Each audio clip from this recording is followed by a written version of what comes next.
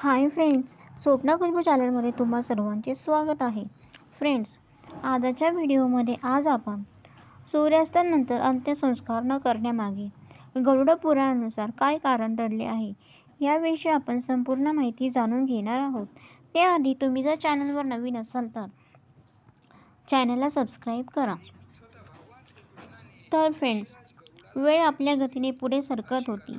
एक दिवस क्षीरसागरात भगवान श्रीहरी विष्णू ज्यांनी द्वापार युगात श्रीकृष्णाच्या रूपात अवतार घेतला होता, विश्रांती घेत होते तेव्हा त्यांचे परमभक्त आणि वाहन पक्षीराज गरुड त्यांच्याकडे आले.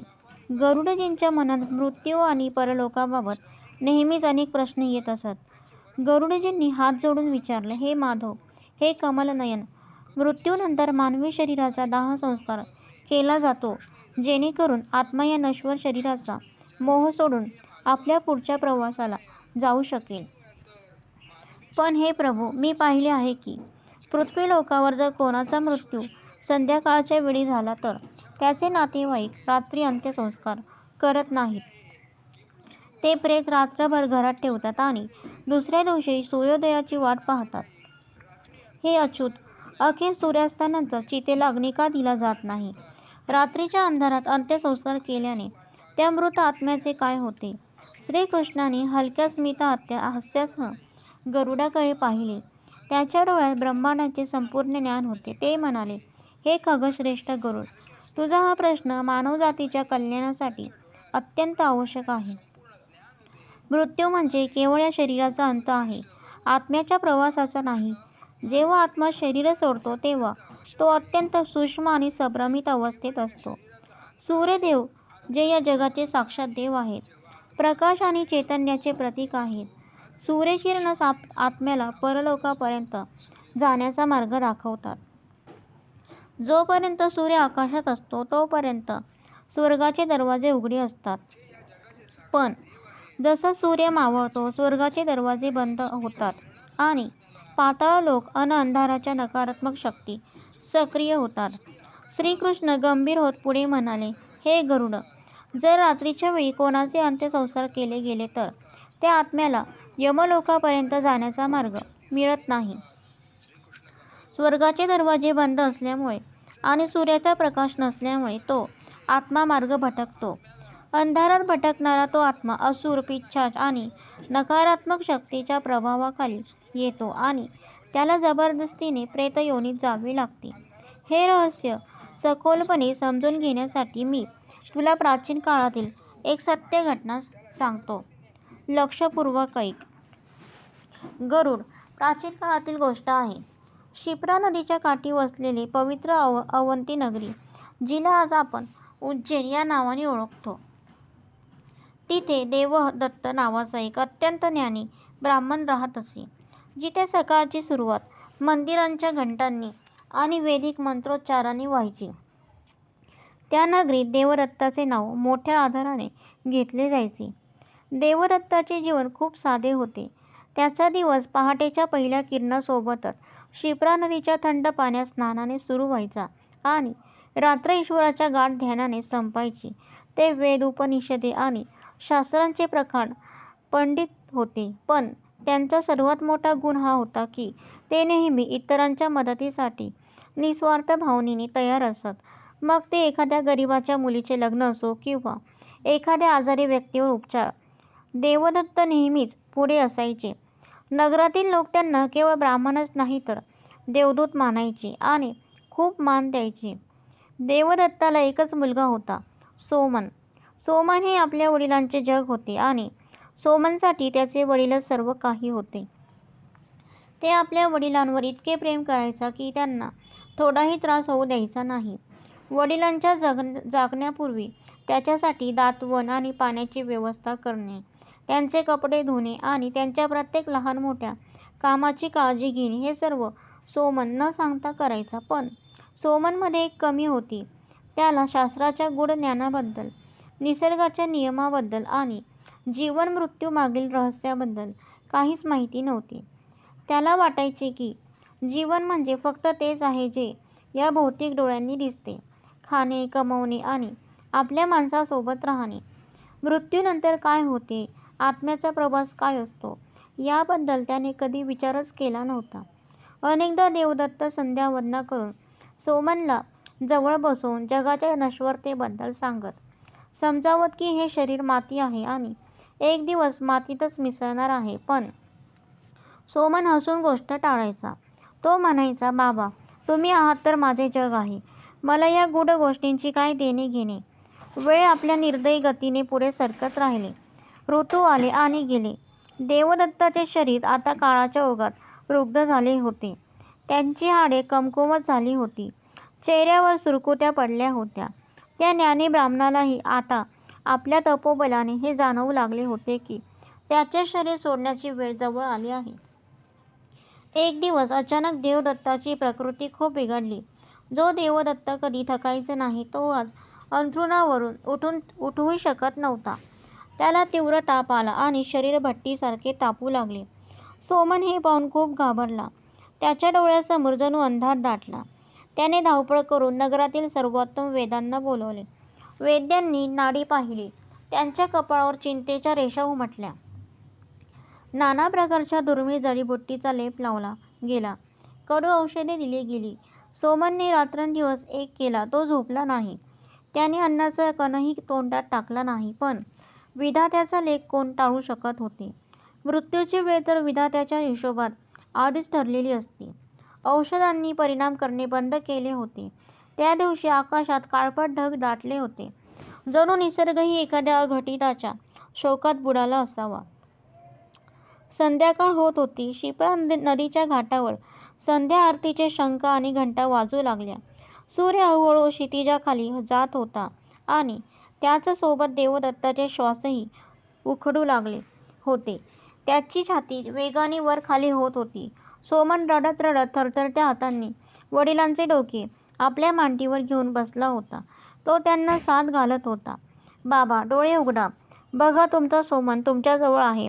मला सोडून जाऊ नका. पण देवदत्ताचे डोळे हळूहळू मिटू लागले होते. त्याच्या चेहऱ्यावर वेदना नव्हती तर एक वेगळीच शांतता होती.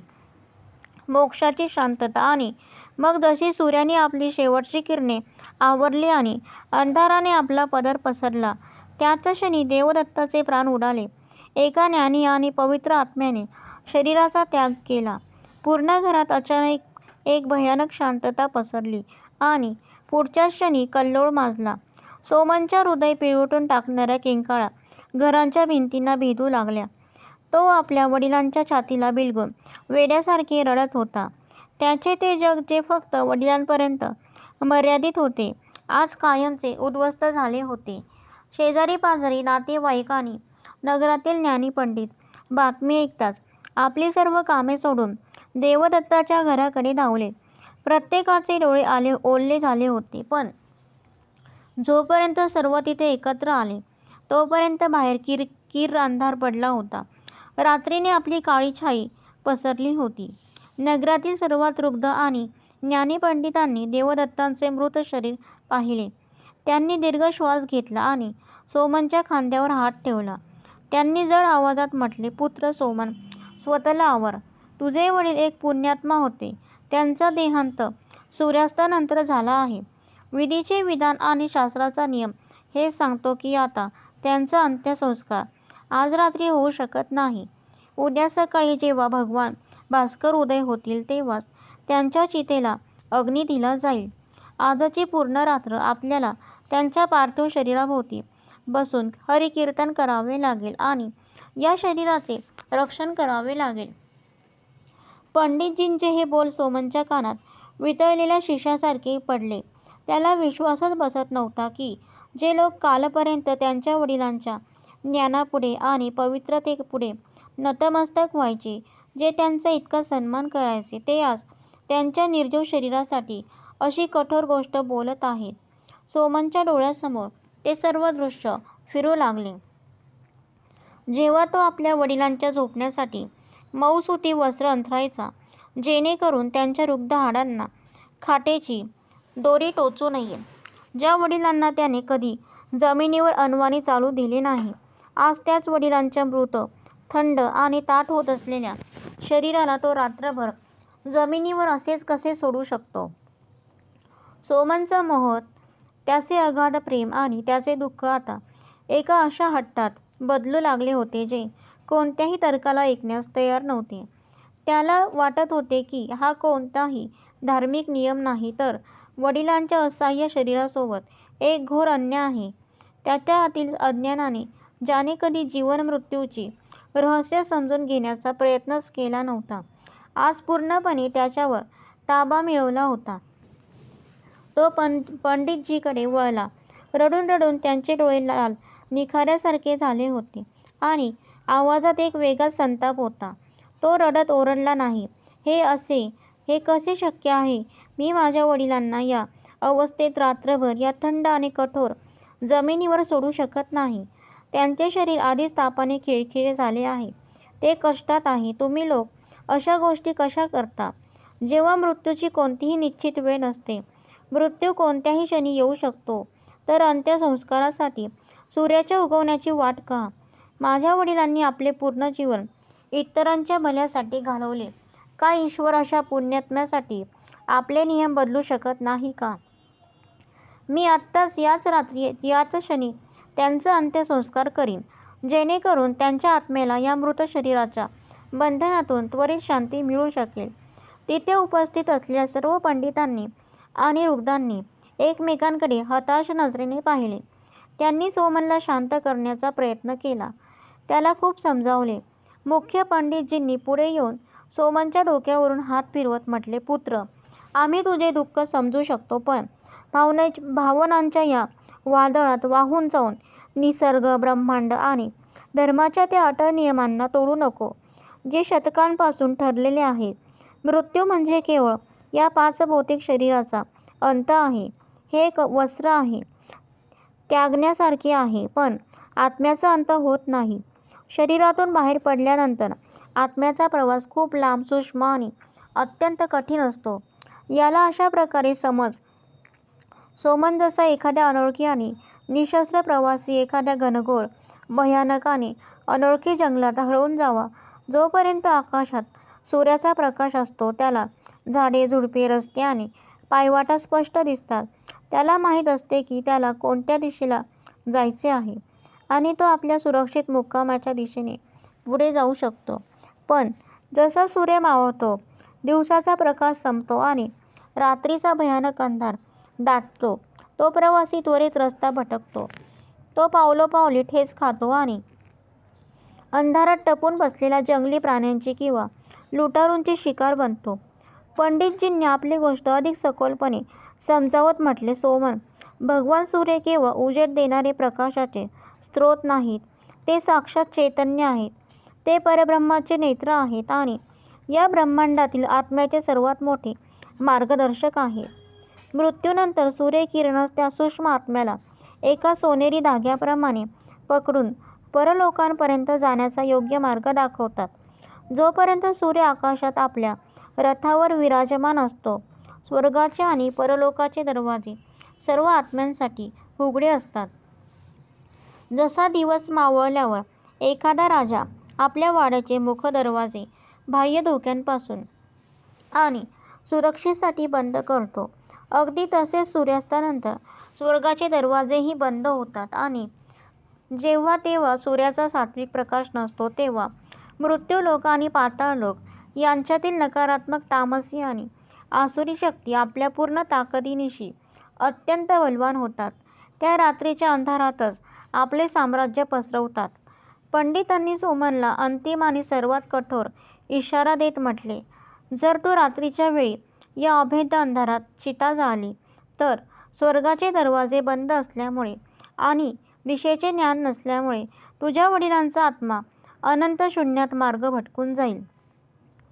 अंधारात भटकणाऱ्या त्या एकट्या आणि असहाय्य आत्म्याला स्मशानात रात्रीच्या वेळी संचार करणाऱ्या वाईट शक्ती, पिशाच आणि दानव जखडतील आणि तुझे वडील जे इतके महान, ज्ञानी आणि पुण्यात्मा होते, त्यांना शांती मिळण्याऐवजी कायमचे एका अत्यंत कष्टदायक प्रेतयोनीत भटकावे लागेल. म्हणून हट्ट करू नकोस सोमन. वडिलांच्या कल्याणासाठी सकाळ होण्याची प्रतीक्षा कर. पण सोमन मोह आणि अज्ञानात पूर्णपणे आंधळा झाला होता. त्याला ज्ञानी लोकांच्या गोष्टी आता केवळ बडबड वाटत होत्या. त्याला फक्त आपले दुःख, आपला हट्ट आणि वडिलांच्या थंड पडत चाललेल्या शरीराचा मोह दिसत होता. त्याने कोणाचेही ऐकले नाही. त्याने आपल्या हट्टात थोरामोठ्यांच्या तीव्र विरोधानंतरही त्याच रात्री बांबू कापले, वडिलांची तिरडी तयार केली आणि काही घाबरलेल्या नातेवाईकांना जबरदस्ती करून त्यांच्यासह स्मशानाकडे निघाला. रात्रीचा किर्र अंधार होता. अवतीनगरीच्या गल्ला ओस पडल्या होत्या. शिप्रा नदीच्या काठी वसलेल्या स्मशानघाटावर असं एक भयानक शांतता पसरली होती, जी हाडांमध्ये शहारा निर्माण करेल.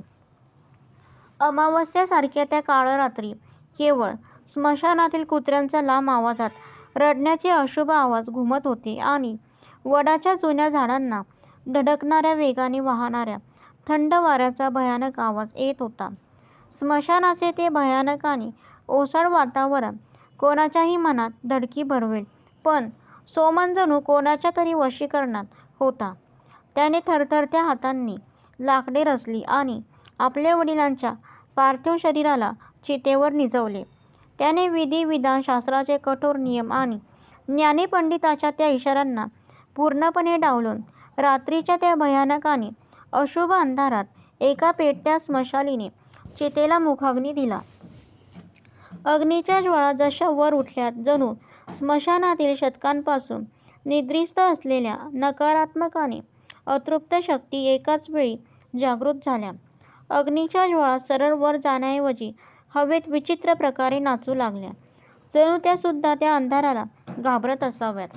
जसे देवदत्ताचे शरीर जळून खाक झाले, त्यांचा पवित्र आणि सूक्ष्म आत्मा आपल्या त्या मृत शरीराच्या बंधनातून मुक्त तर झाला, पण तो वरच्या दिशेने म्हणजे स्वर्गाच्या प्रकाशाकडे जाऊ शकला नाही, कारण आकाशात सूर्याचा तो मार्गदर्शक प्रकाश नव्हता आणि सूर्यास्तामुळे स्वर्गाचे दरवाजे पूर्णपणे बंद झाले होते.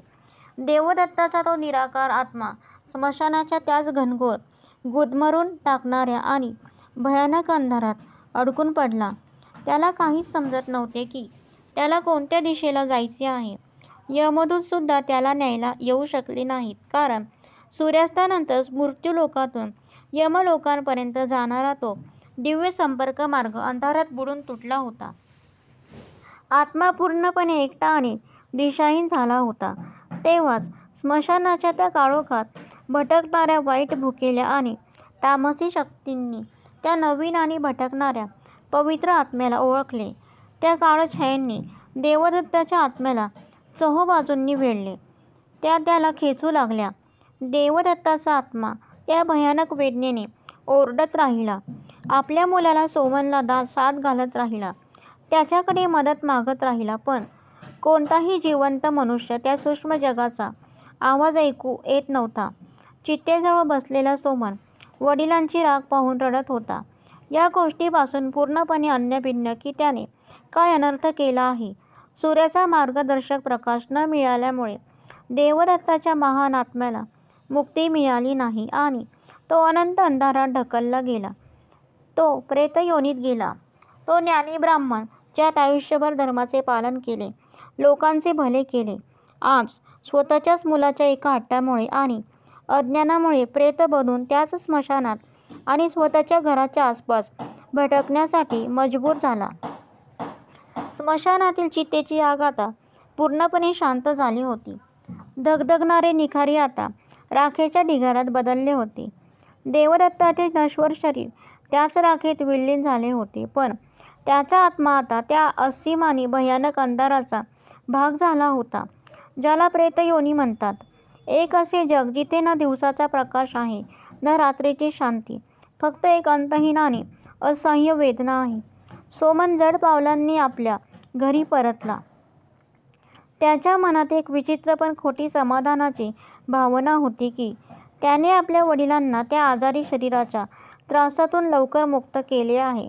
त्याने आपला हट्ट पूर्ण केला होता, पण त्याला या गोष्टीची थोडीही जाणीव नव्हती की त्याच्या त्या एका अज्ञानी हट्टाने वडिलांच्या पवित्र आणि ज्ञानी आत्म्याला कोणत्या घोर नरकात ढकलले आहे. मोह आणि अज्ञानाचा गडद पडदा अजूनही त्याच्या डोळ्यावर होता. काही दिवस गेले. देवदत्ताच्या घरात आता एक विचित्र शांतता राहू लागली. ती शांतता जी शांतीचे प्रतीक नव्हती, तर एका न पाहिलेल्या भीतीची जाणीव करून देत होती. घराची हवा जड आणि गुदमरून टाकणारी वाटू लागली. ज्या घराच्या कोनाकोपऱ्यात कधी सकाळी संध्याकाळी वेदाच्या ऋचा आणि हरिकीर्तन घुमायचे, तिथे आता एका भयानक आणि अशुभ शांतता पसरली होती. अंगणाच्या मधोमध असलेले तुळशीचे पवित्र झाड, जे देवदत्ताच्या वेळी नेहमी हिरवेगार असायचे, ते अचानक कोणत्याही आजाराशिवाय किंवा कारणाशिवाय रातोरात वाळू लागले होते. त्याची पाने काळी पडून गळू लागली होती, जणू घरातून सात्विकता कायमची निघून गेली असावी. गोठ्यात बांधलेल्या गायीसुद्धा आता रात्रभर हंबरत आणि अस्वस्थ राहत असत, जणू त्या काहीतरी असे पाहत होत्या जे सोमनच्या डोळ्यांना दिसत नव्हते. सोमनची झोप अचानक कोणत्याही आवाजाशिवाय उडायची. त्याला अनेकदा असे जाणवायचे की खोलीच्या त्याच काळोख्या कोपऱ्यात उभे राहून कोणीतरी त्याला एकटक पाहत आहे. त्याच्या पाठीच्या कण्यातून शहारा धावून जायचा. बंद दारी आणि खिडक्या असूनही घराच्या कोणत्या तरी कोपऱ्यातून बर्फासारख्या थंड हवेचा झोत यायचा, जो त्याच्या संपूर्ण शरीराला सुन्न करून टाकायचा. आणि कधीकधी रात्रीच्या त्या भयानक शांततेत त्याला वडिलांच्या खोकण्याचा तोच जुना ओळखीचा आवाज स्पष्टपणे ऐकू यायचा. तोच आवाज, तीच पद्धत, पण आता त्यात एक भयानक आणि वेदनादायक प्रतिध्वनी असायचा. सुरुवातीला सोमनला वाटले की हा त्याचा भ्रम आहे. त्याने आपल्या घाबरलेल्या मनाला वडिलांच्या आठवणीतले दुःख आहे असे समजावले. पण मग गोष्टी अधिक भयानक आणि स्पष्ट होऊ लागल्या. एका रात्री सोमन अत्यंत मानसिक थकव्यामुळे गाढ झोपेत होता. तेव्हाच त्याला एक भयानक स्वप्न पडले, जे स्वप्नापेक्षा एक भयानक सत्य वाटत होते. त्याने पाहिले की त्याचे वडील देवदत्त एका अशा घोर आणि अनंत अंधारात अडकले आहेत, जिथे प्रकाशाचा एक किरणही पोहोचू शकत नाही. देवदत्ताचा तो शांत आणि तेजस्वी चेहरा आता भयानक वेदना, भूक आणि यातनेने विद्रूप झाला होता. त्याचे केस विखुरलेले होते आणि ते भटकलेल्या भयानक आणि विद्रूप आत्म्यांच्या एका विशाल गर्दीत असहाय्य उभे होते. देवदत्त खूप रडत होते. त्यांचे अश्रू थांबण्याचे नाव घेत नव्हते. त्यांनी आपल्या लाल झालेल्या डोळ्यांनी सोमनकडे पाहत अशा वेदनादायक आवाजात साद घातली, जी थेट सोमनच्या आत्म्याला छेदून गेली. पुत्र सोमन, तू हे काय केलेस? तू माझ्या पार्थिव शरीराला रात्रीच्या त्या अपवित्र अंधारात अग्नी का दिलास? तू तुझ्या खोट्या ममतापायी मला स्वर्गात जाण्यापासून रोखलेस. बघ माझी ही दुर्दशा. मी अंधारातून, या भूलभुलैयातून बाहेर पडू शकत नाहीये. मला भयानक भूक लागते, पण मी या योनीत काहीही खाऊ शकत नाही. माझा कंठ तहानेने जळतोय, पण मी पाण्याचा एक थेंबही पिऊ शकत नाही. मला मुक्ती मिळाली नाहीये सोमन. मी प्रेत बनलो आहे. या आसुरी शक्ती मला खेचत आहेत. मला वाचव पुत्रा. मला या नरकातून मुक्त कर बाबा. सोमन एका भयानक किंकाळीसह आपल्या अंथरुणावरून उठून बसला. त्याचे संपूर्ण शरीर थंड घामाने डबडबले होते. त्याचे श्वास वेगाने चालले होते. डोळे विस्फारले होते. त्याला स्पष्टपणे जाणवले की त्याच्या खोलीचे तापमान अचानक खूप कमी झाले आहे. हाडे गोठवणारी थंडी तिथे पसरली होती आणि खोलीत अगदी त्याच वेळी कोणीतरी अदृश्य शक्ती उपस्थित होती, जी अत्यंत कष्टात आणि वेदनेत तडफडत होती. त्या रात्रीनंतर सोमनच्या रात्रीची झोप पूर्णपणे उडाली. त्याच्या डोळ्याखाली काळी वर्तुळे पडली. रात्रीची भीती आणि वडिलांच्या त्या दुर्दशेच्या विचाराने त्याचे स्वास्थ्य दिवसेंदिवस खालावू लागले. घरातील उरलीसुरली शांतीही पूर्णपणे नष्ट झाली. आता त्याच्या अज्ञानाचा पडदा पूर्णपणे फाटला होता. त्याला उमजू लागले होते की पंडितजीच्या त्या गोष्टी कोणतीही अंधश्रद्धा नव्हती, तर एक अटळ आणि कठोर सत्य होते. त्याला आपल्या त्या भयानक चुकीची आणि हट्टाची सखोल जाणीव झाली, ज्याची इतकी मोठी आणि भयानक किंमत त्याचे निर्दोष वडील मोजत होते. दुसऱ्या दिवशी सकाळी आकाशात सूर्याचा पहिला किरण दिसताच सोमन वेड्यासारखा अनवाणी धावत त्याच रुग्ध आणि ज्ञानी पंडितजींच्या घरी पोहोचला, ज्याचे बोलणे त्याने त्या रात्री अहंकारापायी नाकारले होते. सोमन काहीही विचार न करता थेट त्यांच्या पाया पडला. तो जमिनीवर डोके आपटून ढसाढसा रडू लागला. मला क्षमा करा पंडितजी, मला वाचवा. मी मूर्ख होतो, मी अज्ञानी होतो. मी तुमच्या ज्ञानाचा अपमान केला, तुमचे ऐकले नाही आणि आपल्या हट्टापायी वडिलांचा अंत्यसंस्कार सूर्यास्तानंतर केला. काल रात्री बाबा माझ्या स्वप्नात आले होते. ते रडत होते, तडफडत होते. ते म्हणत होते की त्यांना मुक्ती मिळाली नाही आणि ते प्रेत बनले आहेत. माझ्याच हाताने मी वडिलांना नरकात ढकलले आहे. पंडितजींनी दीर्घ श्वास घेतला. त्यांच्या डोळ्यात सोमनच्या त्या दयनीय अवस्थेबद्दल खूप दया होती, पण निसर्ग आणि कर्माच्या त्या अटळ नियमासमोर ते सुद्धा पूर्णपणे हतबल होते. त्यांनी सोमनला जमिनीवरून उठवले आणि जड स्वरात म्हटले, सोमन, आम्ही तुला रोखले होते. तुला वारंवार इशारा दिला होता की निसर्ग, ब्रह्मांड आणि शास्त्राचे नियम मानवाच्या भावनांनी चालत नाहीत. सूर्यच आत्म्याचा एकमेव मार्गदर्शक आहे आणि रात्रीचा अंधार पिशाचांचा काळ आहे. रात्रीच्या वेळी अग्नी देऊन तू तुझ्या वडिलांच्या आत्म्याला अंधाराच्या राक्षसांच्या हवाली केलेस. आता ते प्रेत योनीत घोर कष्ट भोगत आहेत. सोमननी गयावया करत म्हटले, पंडितजी, माझ्या वडिलांनी आयुष्यभर इतरांचे भले केले, धर्माचे पालन केले. माझ्या चुकीची शिक्षा त्यांना मिळायला नको. कृपया मला काहीतरी मार्ग सांगा. मग त्यासाठी माझे प्राण का जाईना? मला त्यांचा उद्धार करायचा आहे. सोमन ढसाढसा रडत होता. त्यांच्या अश्रूंनी पंडितजींचे पाय भिजले होते. पंडितजींनी शांत होऊन म्हटले, पुत्र, सनातन धर्मात प्रत्येक चुकीचा, प्रत्येक पापाचा प्रायश्चित्त मार्ग आहे. तुझे वडील खरंच पुण्यात्मा होते, त्यामुळे त्यांच्या उद्धाराचा मार्ग अजूनही पूर्णपणे बंद झालेला नाही. पण आता तुला वडिलांच्या आत्म्याला त्या भयानक प्रेतयोनीच्या दलदलीतून बाहेर काढण्यासाठी नारायण बलीचा अत्यंत कठोर अनुष्ठान करावे लागेल. तुला त्वरित एका पवित्र तीर्थस्थानी जावे लागेल आणि तिथे कठोर तपस्या करून साक्षात भगवान श्रीहरी विष्णूंकडे वडिलांच्या मुक्तीची भिक्षा मागावी लागेल. याशिवाय आता संपूर्ण ब्रह्मांडात दुसरा कोणताही मार्ग उरलेला नाही. नारायण बलीचे नाव ऐकताच सोमनमध्ये नवी उमेद जागी झाली. त्याने तीर्थाकडे जाण्याचा निर्णय घेतला. हा प्रवास फक्त काही मैलाचा नव्हता, तर त्याच्या आयुष्यातील सर्वात मोठ्या पश्चातापाचा प्रवास होता. त्याने अनवाणी काहीही न खाता पिता रणरणत्या उन्हात, कंटाळवाण्या जंगलातून आणि नद्या ओलांडून प्रवास केला. अखेर तो गया तीर्थावर पोहोचला. तिथे त्याने विद्वानांसमोर आपले पाप रडून सांगितले.